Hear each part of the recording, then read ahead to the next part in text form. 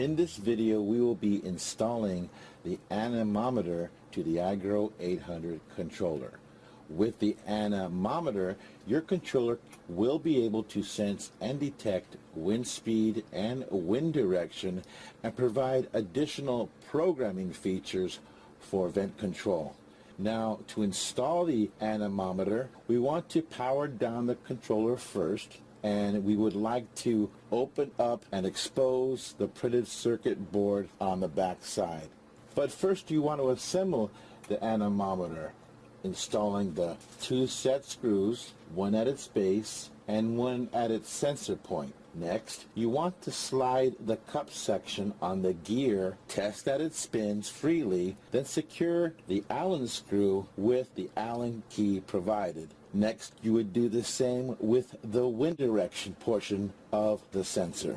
When finished, it's time to wire the sensor to the iGrow 800 controller. The anemometer is a 4-wire sensor, and you'll need to land the 4 wires on the terminal blocks at the following locations: black into wind speed, red into ground, green into wind direction, and yellow finally into ground. And now that we have installed the wiring, it's time to go ahead and map this anemometer to the iGrow controller. Now from the home screen, we'll hit OK. We'll go into System Setup, and then we'll go into number 3, Sensor Setup. We'll go ahead and choose Option 1, Map Sensors, and then simply with the menu we'll scroll down to Wind,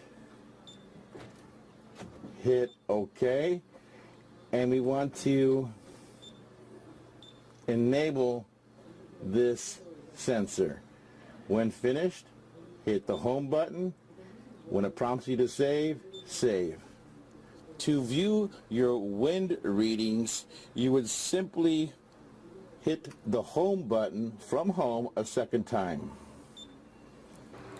And as you can see, the wind speed is increasing, and if I was to touch the wind direction and then hit it with a fan, you notice that is working as well.